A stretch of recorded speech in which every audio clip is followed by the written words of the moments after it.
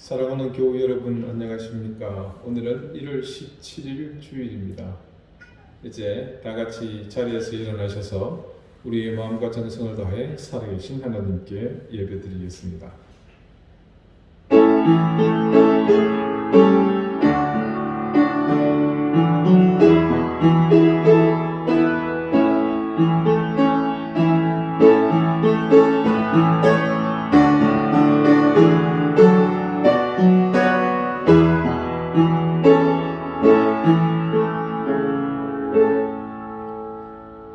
오호라 너희 목마른 자들아 물러나오라. 돈 없는 자도 오라. 너희는 와서 사 먹되 돈 없이 값 없이 와서 포도주와 젖을 사라.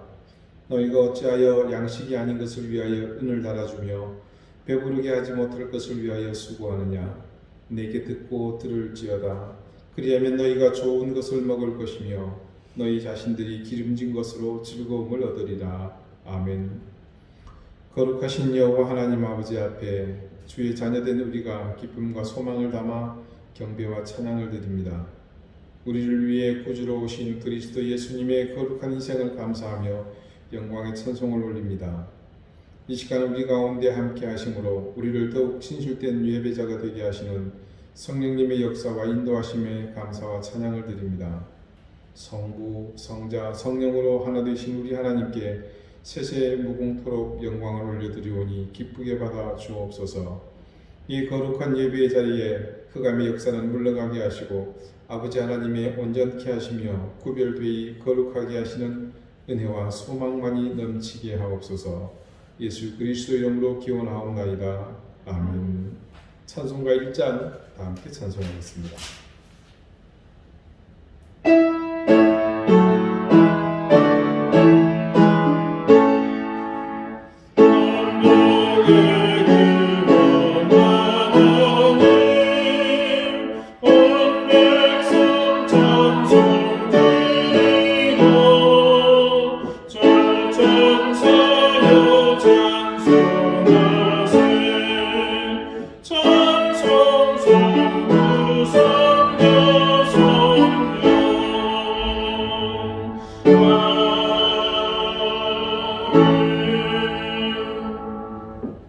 이제 다 함께 참여의 기도를 드리겠습니다.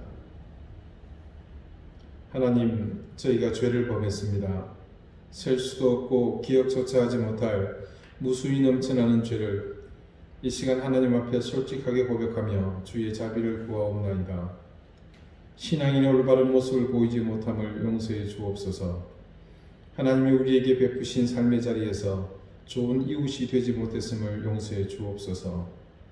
우리가 다가가시길 원하셨던 연약한 자와 억눌린 자, 억울함 속에서 고통스러워하는 자들에게 위로가 되어주지 못했음을 회개합니다. 말씀이 살아있음을 우리를 통해 증거되어야 하옵는데 우리의 삶은 그 말씀의 존재조차 부인하는 그런 모습으로 일관되었음을 고백하며 용서를 구합니다. 2021년 2주를 지나면서 올해도 여러 해와 마찬가지로 전혀 달라지지 못하고 성숙하지 못하고 지금껏 살아온 인생이 반복되는 듯하여 두려움과 실망 속에서 주의 자비만을 이 시간 구합니다. 바라옵기는 다시 시작하게 하여 주옵소서. 지금의 모습에 실망하는 것으로 그치지 않고 또다시 내일을 위해 오늘 이 시간을 우리를 붙드시고 강건하게 해 주옵소서. 실패를 두려워하지 않게 하시고 넘어져도 다시 일어나며 매일 매 순간을 주의 뜻을 향해 매진하게 해 주옵소서. 이제는 하나님과 나만이 아는 은밀한 죄를 생각하며 계속해서 침묵 가운데 참여의 기도를 드립니다.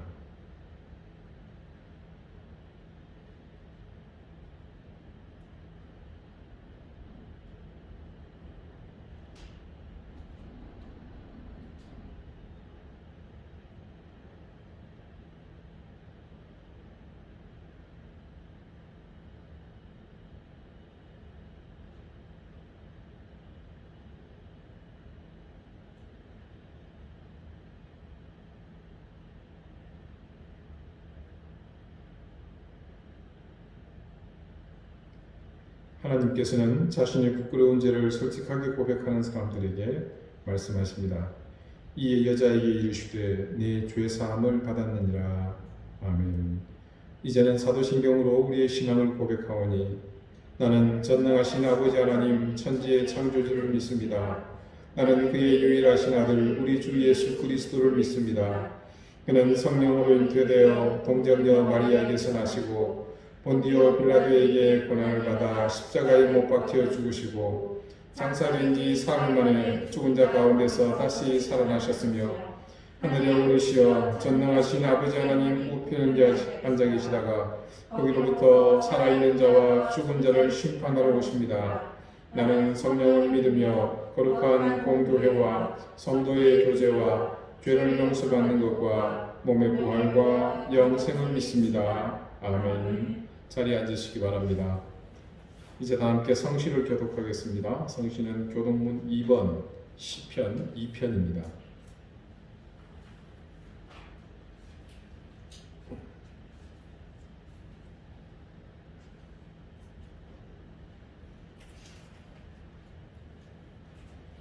어찌하여 이방 나라들이 분노하며 민족들이 헛된 일을 꾸미는가?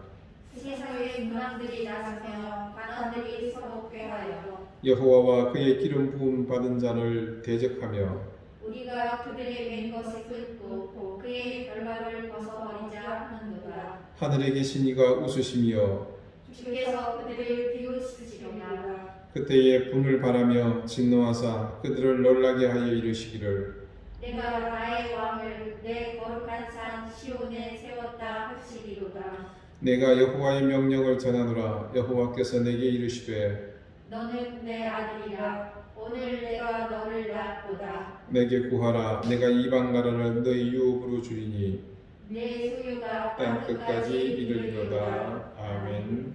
다 같이 기도드리겠습니다. 하나님, 새해가 시작되면서 극심한 추위와 한파로 또 폭설로 한동안 어려운 이 한 주를 보냈습니다. 코로나로 인한 위축된 우리의 삶의 자리가 몰아치는 추위로 인해서 더욱 꽁꽁 얼어붙는 하나님의 극강의 괴로움을 겪어야 했던 지난 한 주였습니다. 그러나 우리에게 주신 하나님의 사랑은 이 한파와 폭설을 충분히 이기고 또 그것을 녹여내기에 충분했습니다. 하나님 사랑하심이 우리 가운데 있었기에 우리는 또다시 일어서며 하나님 주신 귀한 은혜를 따라 우리의 삶을 살아갈 수 있었음을 또한 하나님 앞에 감사하며 고백합니다. 오늘 이 예배 자리를 하나님께서 우리에게 허락해 주신 것은 우리를 사랑하시는 하나님의 증거임을 분명히 깨닫고 그 깨달음 속에서 감사와 기쁨으로 뛰며 노래하며 춤추며 하나님을 경배하게 해 주시옵소서. 하나님, 지난해 우리는 신앙의 큰 실패와 낙심을 경험해야만 했습니다. 그때에 우리가 무엇을 믿었는지 우리 스스로를 돌아보며 다시는 그런 실패를 반복하지 않기 위해 이 새해 우리 신앙의 근간을 세심하게 살피고 무너지고 깨어지고 또 하나님 헐고 금간 것을 다시 수축하며 싸매며 꿰매며 새롭게 고쳐 든든히 서가는 새해가 되기를 간절히 소망합니다. 이 한 해는 하나님 전염병 위협이 사라지게 도와주시고 백신으로부터 시작해서 치료제로부터 우리가 염려하는 모든 것들이 다 잠식되는 사라지는 그런 한 해가 되도록 인도해 주시기를 기도합니다. 하나님께서 우리 인생들을 사랑하셔서 우리에게 지혜를 주셨고 그 지혜를 통해 우리는 하나님의 은혜로 이 세상에서 복을 누리며 하나님의 자녀다운 삶을 살아갈 수 있었습니다. 이 해도 주신 그 지혜가 하나님 우리의 삶의 자리를 새롭게 만들고 이 어려움을 극복할 수 있는 하나님의 은혜임을 다시 한번 증거하는 해가 될 수 있도록 인도해 주시옵소서. 하나님, 그런 어려움 속에서도 여러 곳에서 아픈 소식들이 들려오고 있습니다. 모든 사람들이 공분하는 범죄로부터 시작해서 지구촌 곳곳에서 들려오는 아픈 소식들은 여전히 이 땅 가운데 하나님의 은혜가 필요하며 하나님의 놀라운 사랑만이 이 모든 것을 감당할 수 있다는 사실을 더욱 깨닫게 합니다. 하나님, 전염병에 창궐하는 가운데 우리 인생들은 하나님의 역사하심 앞에 얼마만큼 우리가 하나님을 의지하고 살아야 하는지를 깨닫게 되었습니다. 인간의 교만함이 세상을 마음껏 주무를 듯하였으나 눈에 보이지 않는 미시한 이 병균에도 갈 바를 알지 못하는 그런 연약함을 깨닫게 하셔서 이제 우리로 새롭게 일어서는 계기가 될 수 있도록 도우시기를 간절히 구합니다. 이 나라와 민족을 주여 불쌍히 여겨 주시옵소서. 우리 가운데 있는 교만함을 제하게 하여 주시고 우리가 잘났다, 우리가 이루었다, 하나님 그런 교만한 생각들이 모두 이해는 사라지게 하시고 우리가 하나님 앞에 더욱 겸손히 엎드려 주의 자비를 구하는 시대가 되게 해주시기를 구합니다.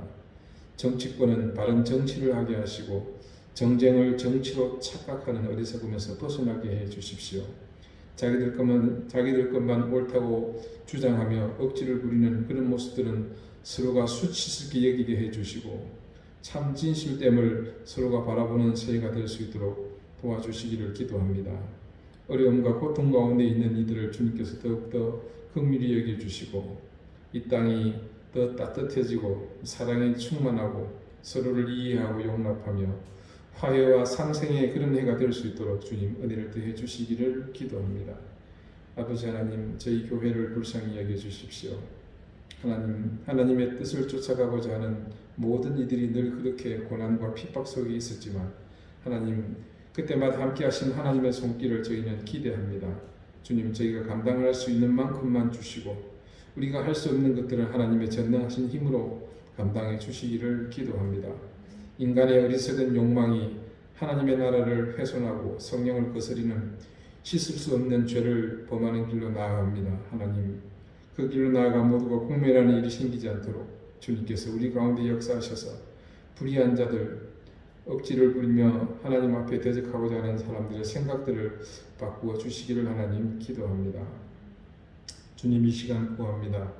차별금지법으로 인해서 앞으로 신앙의 자유가 제한되려고 하는 위협 가운데 있습니다. 하나님, 헌법의 근본 정신은 모든 차별을 방지하고 있고 또 모든 인권을 보존하며 우리가 평등하게 살아갈 수 있는 그런 기조를 내세우고 있지만 하나님, 어찌된 일인지 잘못된 생각을 가지고 복음의 근간을 흔들려고 하는 시도들이 곳곳에서 싹이 트고 있습니다. 하나님, 이 한 해 또 작년과 같은 비대면 예배를 통해서 사람들이 근본에서부터 많은 염려와 불안 가운데 있지만 그러나 우리가 하나님의 은혜를 더욱더 성숙하게 사모하고 하나님 말씀 가운데 거한다면 흔들릴 것도 염려할 것도 없다라는 것을 깨닫고 우리의 진실된 신앙만을 가지고 온전히 나갈 수 있도록 인도해 주시기를 기도합니다. 이 어려움 속에서도 고난의 현장 가운데 생업에 몰두하며 하루하루 힘들게 살아가는 우리 교우들을 기억해 주십시오. 하나님, 지치지 않게 해주시고 무너지지 않게 해주시고 하나님이 굳건히 붙드시는 그 큰 능력 있는 큰 팔로 펴신 그 손으로 사랑하는 성도들을 굳건히 붙잡아 주십시오. 병마가 물러가게 해 주십시오. 염려와 근심이 사라지게 해 주십시오. 하나님 말 더욱더 굳건히 의지하는 우리 교우들 되도록 인도해 주십시오. 하나님, 이곳에 우리의 교회를 세워주셨사오니 우리가 이곳에서 감당해야 할 우리의 사명들을 잘 감당해 나가는 교회가 되게 해 주십시오. 하나님, 우리 사랑하는 자녀들을 지켜주시기를 간절히 구합니다. 하나님, 자라면서 지금으로부터 저들을 하나님께서 일어나게 해주시고 또 지혜와 총명을 더해 주시고 그 앞길을 주님께서 선한 길로 인도하시고 활짝 열어주시기를 기도합니다. 진학을 앞두고 있는 자녀들에게는 합격의 은혜를 주시고 군복무 중인 자녀들에게는 하나님께서 평온함과 안전함을 주시고 머리털 하나 손끝 하나 상하지 않고 무사히 가족의 품으로 돌아오는 그날까지 하나님께서 그 불꽃 같은 눈으로 지켜주시기를 구합니다. 오늘도 질고로 고통받는 우리 교우들 하나님께서 치유해 주시고 연약한 교우들을 강건하게 주님께서 붙드시고 낙심하여 실망한 교인들에게는 하나님께서 새 힘을 불어넣어 주셔서 악한 영에 사로잡히지 않게 하시며 하나님의 순전한 뜻만을 바라볼 수 있도록 인도해 주시옵소서. 이제 하나님, 이 예배를 통해 주실 은혜를 사모합니다. 어느 곳에서 어떤 모습으로 주님 앞에 섰든지 이 시간 이 예배를 통해 주시는 하나님의 귀한 은혜를 우리 사랑하는 교우들, 이 영상을 보며 함께 예배하는 모든 이들에게 넘치게 더하여 주옵소서. 감사드리며 예수 그리스도 이름으로 기도하옵나이다. 아멘.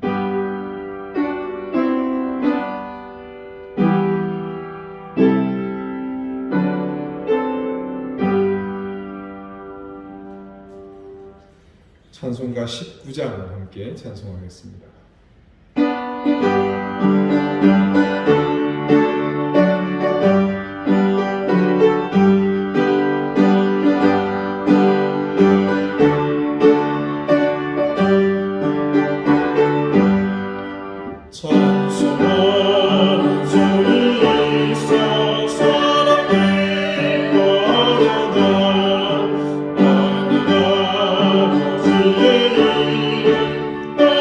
거룩하노라 세상 사람 찾아나자 나를 다시 하나님께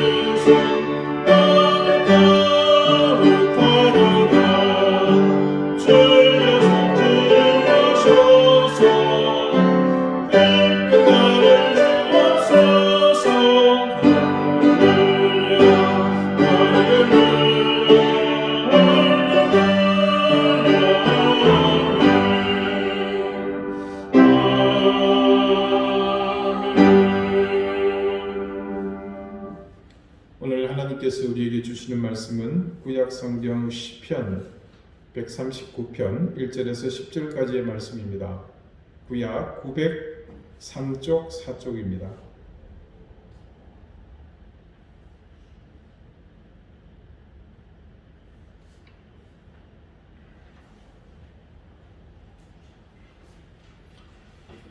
시편 139편 1절에서 10절까지의 말씀을 제가 읽겠습니다. 이제 다같이 자리에서 일어나셔서 하나님의 말씀을 경청하십시오. 여호와여, 주께서 나를 살펴보셨으므로 나를 아시나이다. 주께서 내가 앉고 일어섬을 아시고 멀리서도 나의 생각을 밝히 아시오며 나의 모든 길과 내가 눕는 것을 살펴보셨으므로 나의 모든 행위를 익히 아시오니 여호와여, 내 혀의 말을 알지 못하시는 것이 하나도 없으시니이다.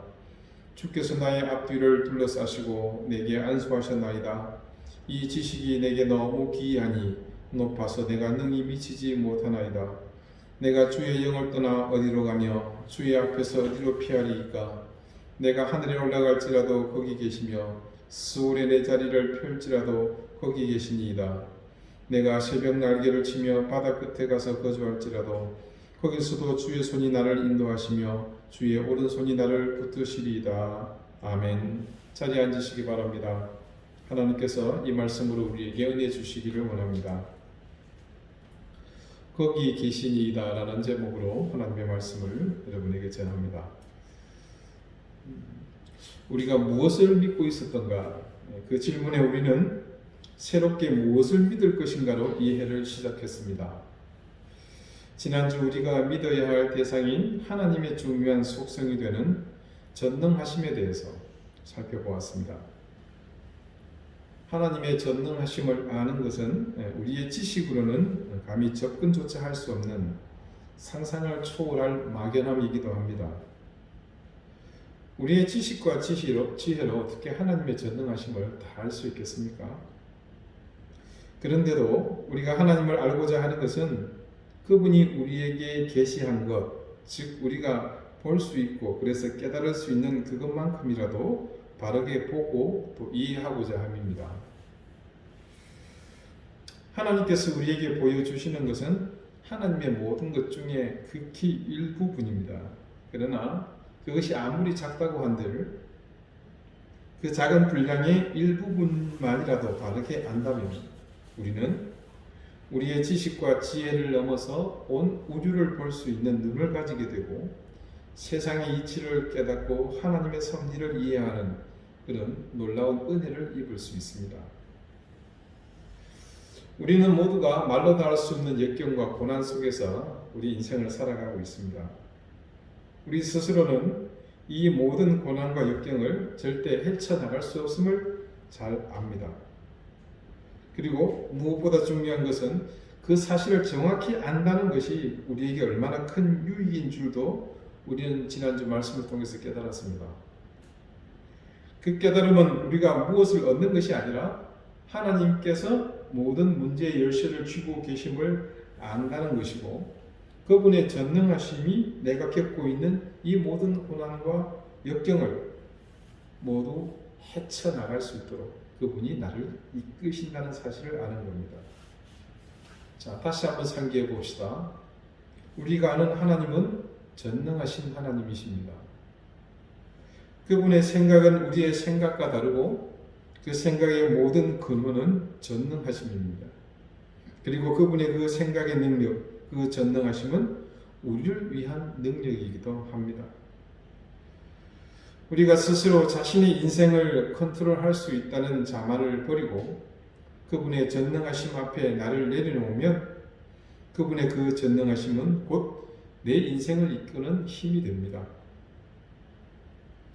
오늘 두 번째 하나님에 대한 지식, 바로 시편 오늘 본문의 말씀 속에서 시인이 고백하고 있는 이것입니다.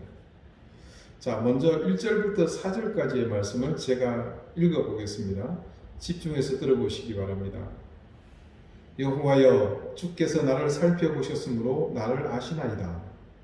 주께서 내가 앉고 일어섬을 아시고 멀리서도 나의 생각을 밝히 아시오며 나의 모든 길과 내가 눕는 것을 살펴보셨으므로 나의 모든 행위를 익히 아시오니 여호와여, 내 혀의 말을 알지 못하시는 것이 하나도 없으시니이다.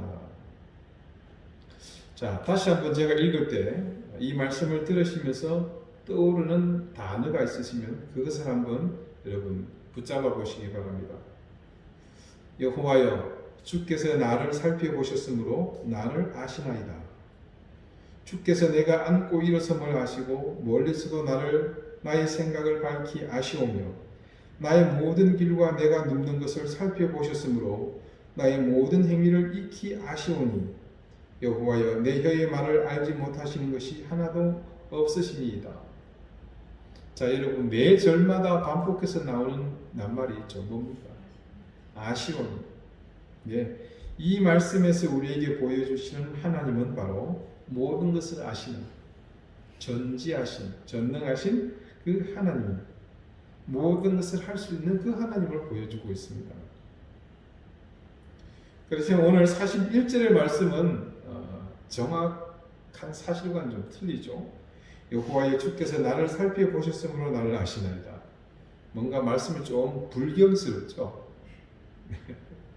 하나님은 나를 살펴보셔서 아는 분이 아니라 이미 그 전부터 나를 알고 계신 분입니다. 그런데 이 시편을 기록한 기자는 자신이 하나님을 알게 된 그 시점부터 그분을 이야기하고자 하다 보니 당연히 이렇게 제한되게 표현할 수밖에 없던 것입니다. 자, 놀랍게도 하나님은 우리가 하나님의 존재를 알기 전부터 이미 우리를 알고 계셨습니다. 그 시점은 성경 말씀이 어머니의 태에서 조성되기 전부터라고 그렇게 말합니다. 그런 하나님께서 내가 앉고 일어섬을 아시고, 자, 멀리서도 내 생각과 모든 행위 그리고 심지어 내가 했던 말들까지 모두 알고 계신다고 시인이 고백하고 있습니다. 이것은 단지 시인이 어떤 느낌이나 또 문학적 감성을 걸고 표현한 것이 아니고 그가 느낀 사실을 있는 그대로 고백하고 있는 내용입니다. 그런데 시인은 사실 오늘 7절에서 마지막 10절까지 말씀을 통해 하나님의 중요한 또 다른 속성을 노래하고 있습니다. 제가 7절부터 10절까지의 말씀을 읽어보겠습니다. 내가 주의 영을 떠나 어디로 가며 주의 앞에서 어디로 피하리이까? 내가 하늘에 올라갈지라도 거기 계시며 서울에 내 자리를 펼지라도 거기에 계시니이다. 내가 새벽 날개를 치며 바다 끝에 가서 거주할지라도 거기서도 주의 손이 나를 인도하시며 주의 오른손이 나를 붙드시리이다.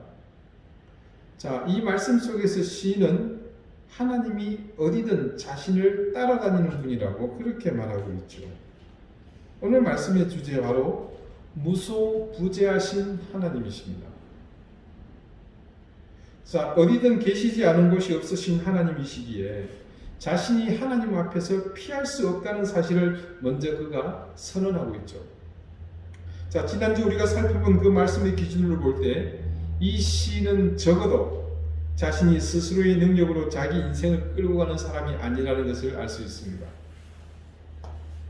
여타란 다른 사실을 열거하기 전에 자신이 하나님 앞에서 어떤 존재인지 시인은 정확하게 시인하고 있습니다. 시인이 시인하고 있습니다. 나는 하나님 앞에서 숨을 수 없는 존재구나. 결국 그는 이 고백을 통해 다음과 같은 중요한 사실을 이끌어내고 있습니다. 그게 바로 오늘 결론이 마지막 10절의 고백입니다. 거기서도 주의 손이 나를 인도하시며 주의 오른손이 나를 붙드시리이다. 자, 이게 전부입니다.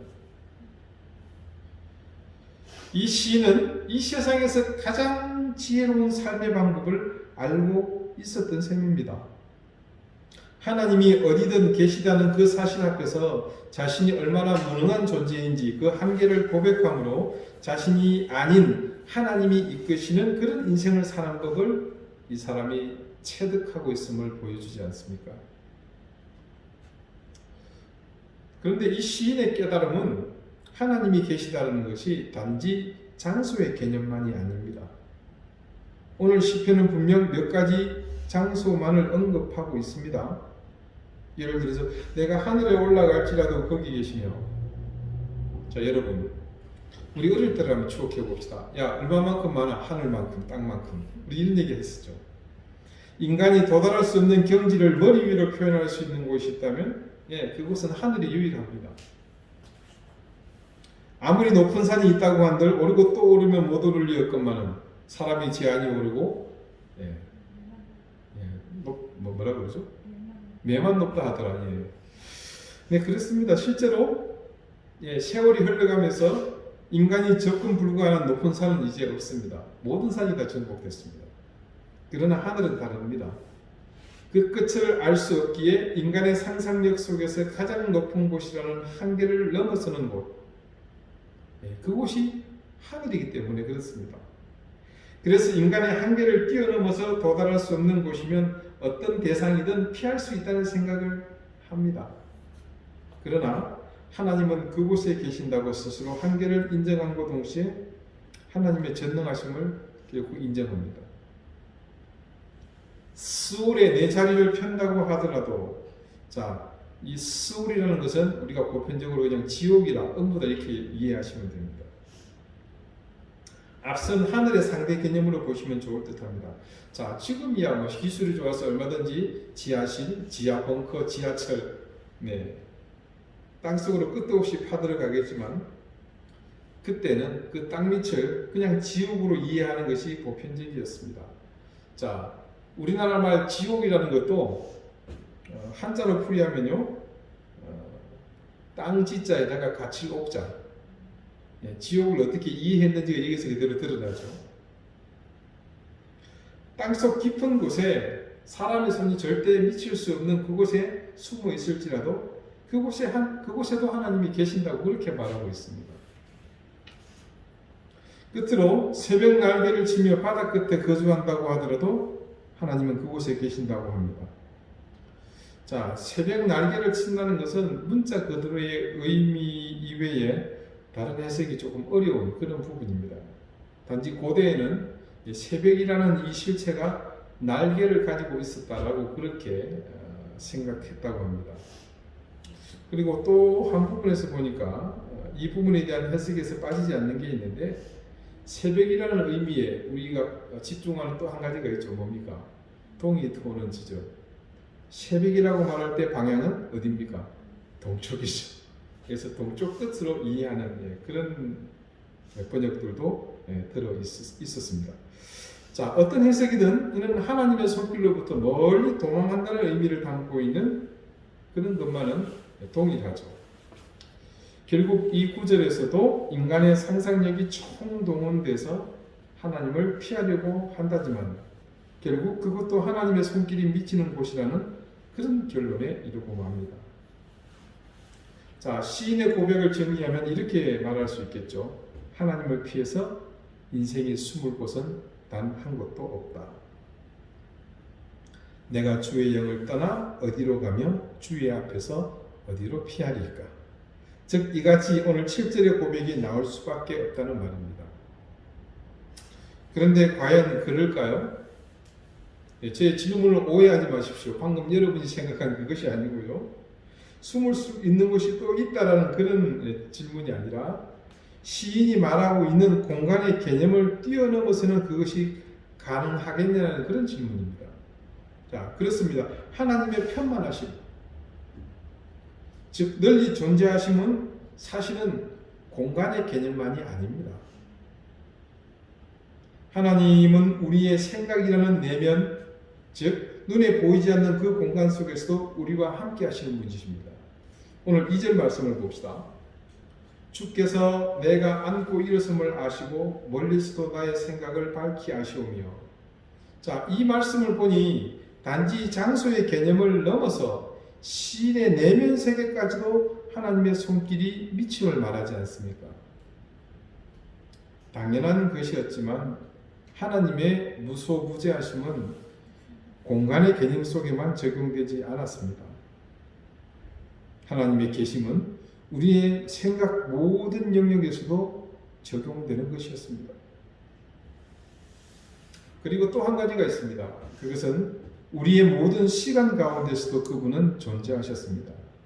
자, 2절에서 4절까지의 말씀을 제가 다시 천천히 읽어보겠습니다. 주께서 내가 앉고 일어섬을 아시고 멀리서도 나의 생각을 밝히 아시오며 나의 모든 길과 내가 눕는 것을 살펴보셨으므로 나의 모든 행위를 익히 아시오니 여호와여 내 혀의 말을 알지 못하시는 것이 하나도 없으시니이다. 자, 이 말씀 속에는 중요한 한 가지 사실을 짐작할 수 있는 단어가 있죠. 각 절들마다 봅시다. 그것은 세 가지인데요. 앉고 일어섬, 그 다음에는 눕는 것, 그리고 4절에는 내 혀의 말입니다. 이 세 가지는 모두 시간과 관련이 있는 말입니다. 앉고 일어섬이 그렇고 눕는 것도 그렇거니와 더욱이 내 혀의 말은 순간에 머물다가 사라지는 것입니다. 즉 하나님의 존재하심은 시간의 모든 영역 속에서도 적용됨을 말하고 있는 겁니다. 어떻게 흐르고 마른 그 과거의 정점에서도 하나님이 존재하실 수 있는가? 그것은 지극히 당연합니다. 자, 성경 말씀을 봅시다. 창세기의 시작은 어떻게 되어 있습니까? 태초에, in the beginning. 그리고 계시록은 세상의 종말을 예언하고 있습니다. 즉 시간이 하나님이 역사를 운영하시는 그 하나님의 주권 아래 있음을 말하고 있죠. 자, 시간이 하나님의 창조물임을 의미합니다. 이것은 곧 하나님이 시간의 제한에서 벗어나 존재하시는 그런 분이라는 뜻입니다. 즉 모든 인생은 과거, 현재, 이 미래로 이어지는 매 순간을 그렇게 삽니다. 자, 어떤 인간도 이 시간의 제약을, 더 자세히 말하면 이 시제의 제약을 뛰어넘을 수 없습니다. 그런데 하나님은 이 시간을 창조하신 분이시고 그 시간의 힘을 또 실제로 통제하시는 분이시기 때문에 그 제약에서 자유로우신 분입니다. 자, 이 부분은 나중에 또 한번 여러분과 상세하게 살펴볼 기회가 있을 겁니다. 자, 중요한 것은 이 시제, 과거와 현재, 미래로 이어지는 이 시제가 하나님의 주권 아래 있으며 그러므로 하나님은 존재하심이 시제를 뛰어넘어 우리의 모든 영역에 있음을 우리에게 증거하고 있는 것이죠. 자, 우리가 과거와 현재, 미래의 죄를 다 용서받았다는 의미를 이제 조금 더 쉽게 이해하실 수 있겠죠. 정리하자면 하나님은 존재하심이 이 세상과 이 세상을 뛰어넘는 모든 공간에 해당되며 그것을 넘어서 우리의 모든 내면의 세계가 해당된다. 이렇게 보시면 되겠습니다. 그리고 또한 그분은 시간과 관계없이 모든 상황에 존재하고 계셨습니다. 자, 우리가 이 사실에 대해서 너무 무지했습니다. 우리 중 누구도 하나님이 우리와 늘 함께 하심을 모르는 사람은 없습니다. 그런데 알지만 모르고 삽니다. 이게 우리의 참 모순된 현실, 불편한 진실입니다. 우리가 아는 사실은 단순합니다. 그런데 그 단순함의 절대 진리는 너무나 가볍게 외면당하고 그렇게 살았습니다. 그래서 그런 사실 때문에 하나님이 우리와 동행하시지만, 우리 곁에 계시지만 늘 외면당하시면서 그렇게 우리와 함께 계셨던 거죠. 자, 여러분, 지난주 말씀에서 우리가 하나님을 생각하는 기준이 어떤 것들이 있었습니까? 내 수준으로 생각한다 그랬잖아요. 자신의 계산, 자신의 예상, 자신의 기대가 기준이 아니었습니까? 그러니까 결국 하나님의 존재하심은 오늘 시인이 노래하며 찬양하고 있는 것과 다르게 우리에게는 내가 계산한 그 공간에 계셔야 했고, 내가 예상하는 그 시간에 존재하셔야 했고, 내가 기대하는 그 상황으로만 하나님께서는 오셔야 했던 거죠. 그러니 우리 가운데 하나님이 계시다는 사실이 얼마나 모순된 것이었습니까? 그래서 그런 생각과 판단으로 사는 사람은 오늘 시인의 고백과 같이 말할 수 없었습니다. 10절 말씀, 거기서도 주의 손이 나를 인도하시며 주의 오른손이 나를 붙드시리이다. 우리 지난주 말씀에서 하나님의 전능하심이 내 인생에서 나를 이끌 수 있는 가장 중요한 요건이 무엇이었습니까? 그것은 무능하고 한계가 있는 유한한 그런 내가 내 인생을 이끄는 것에서 그 걸음을 멈추고 나의 무능과 한계를 바르게 깨닫는 것이었습니다. 그리고 그 순간에 하나님은 내 인생의 왕좌에 오르셔서 나를 그 전능하신 손길로 이끄시는 것 아니었습니까? 우리가 그런 깨달음을 통해서 하나님의 역사하심, 즉 나의 인생을 주관하심을 깨닫게 되면 우리도 오늘 시인과 같이 모든 상황과 시간에 그리고 모든 장소에 나와 동행하시며 나를 이끄시는 그 하나님의 손길이 있음을 또한 깨닫게 되는 것입니다.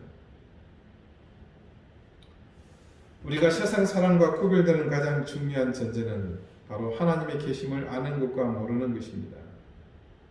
그리고 더 궁극적으로는 그분을 믿느냐 믿지 않느냐, 불신과 믿음의 차이겠죠. 그렇다면 과연 하나님이 계시는 것을 아는 것과 모르는 것의 차이는 무엇이겠습니까? 우리가 하나님이 모든 곳, 모든 상황, 모든 시간에 무소부재하심을 깨닫고 오늘 시인과 같이 고백하는 것은 곧 우리 생활의 모든 근간이 전혀 다른 차원의 삶의 방식으로 바뀌어야 함을 의미합니다. 이전까지 우리는 내 손에 수억 원의 현금을 들고서도 물건을 살 때 그것을 사지 못했습니다. 이 물건값이 너무 비싸서 움츠러들었던 거예요. 왜냐하면 내가 돈을 들고 있다는 사실을 전혀 모르기 때문에 그런 겁니다. 까맣게 잊고 있었기 때문에.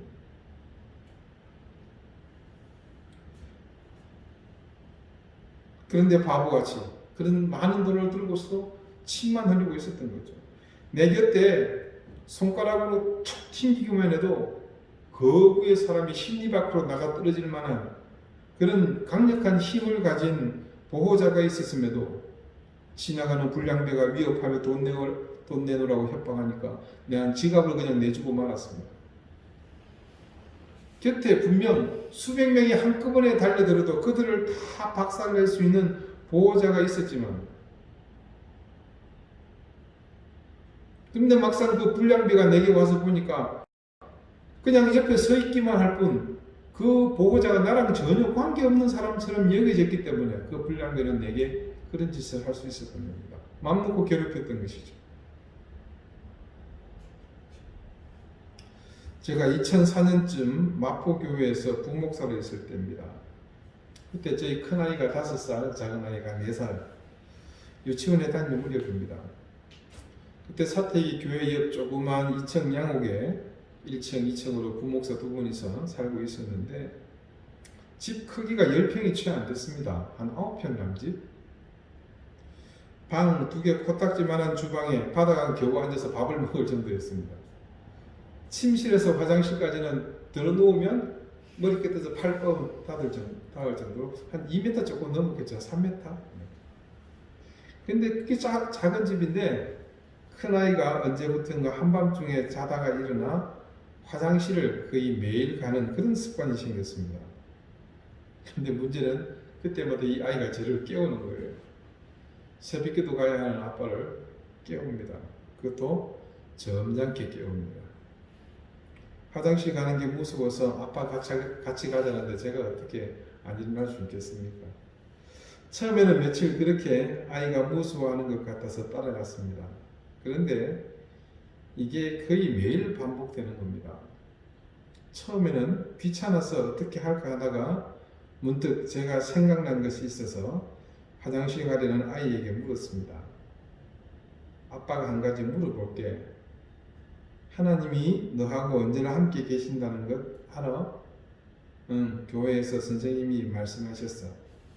그러면 하나님이 언제나 너하고 함께 계시는 것을 믿어? 아빠, 하나님이 나랑 함께 하시는 거 알아.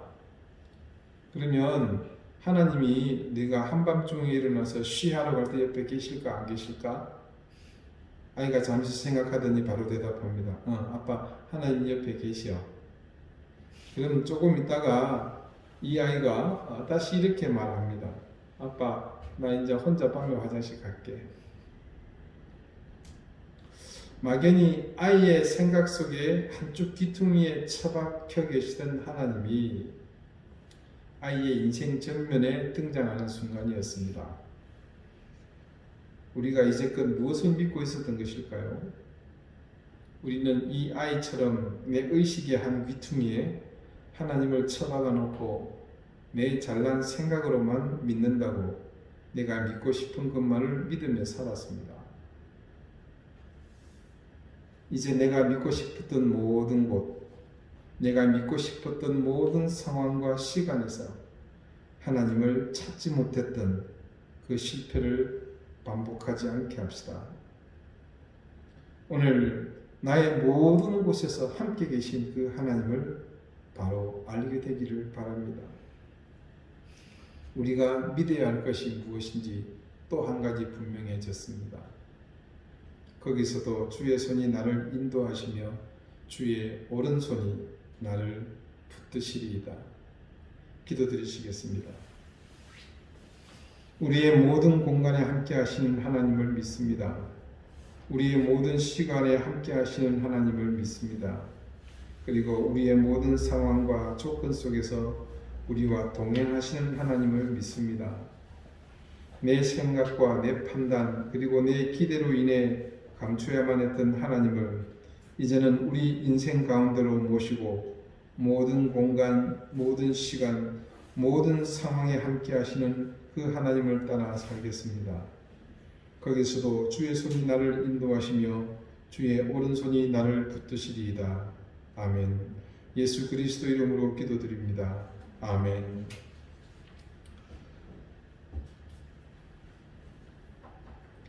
찬송가 445장 함께 찬송하겠습니다.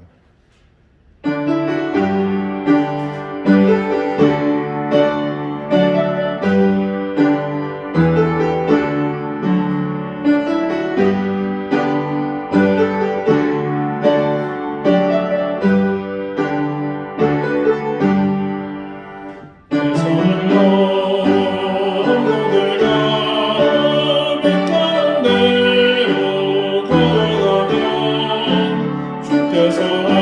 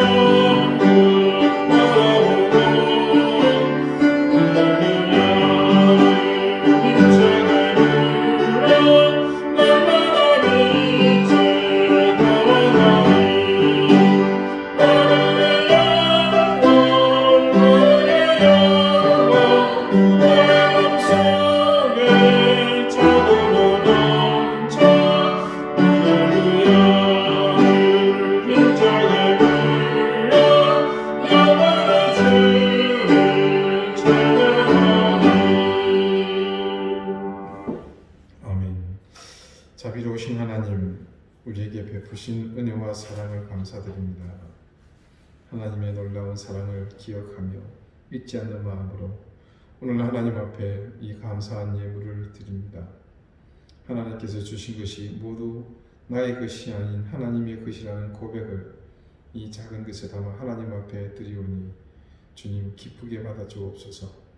드린 손길을 기억하시고 그들의 생업에 복을 주시며 그 가정과 귀한 자녀들이 늘 형통함을 누릴 수 있도록 주님 귀한 손길로 동행해 주시옵소서. 감사드리며 예수 그리스도 이름으로 봉헌 기도드립니다. 아멘. 교회 소식 알려드리겠습니다. 우선 1월 31일 주일까지 비대면 예배는 당분간 지속됩니다. 추후 변경 사항은 단체 카톡방을 통해서 여러분에게 공지하도록 하겠습니다. 제주에 계속해서 코로나 확진자들이 멈추지 않고 있는데 여러분 이를 위해서 계속 기도해 주시고 교우들께서도 개인 위생 관리에 만전을 기하시기 바랍니다. 연말 정산을 위한 기부금 납입 증명이 필요하신 분들은 제게 개별적으로 연락을 주시기 바랍니다. 우리 대입 수험생 해나와 아이를 위해서 계속 기도해 주시고요. 우리 입대한 도연이를 위해서도 계속 잊지 말고 기도해 주십시오. 또 우리 환우들을 위한 기도 늘 함께 해 주시기를 부탁을 드리겠습니다. 이제 다 같이 자리에서 일어나셔서 우리 함께 주변 분들과 인사를 나누시겠습니다. 찬송가 54장 함께 찬송하겠습니다.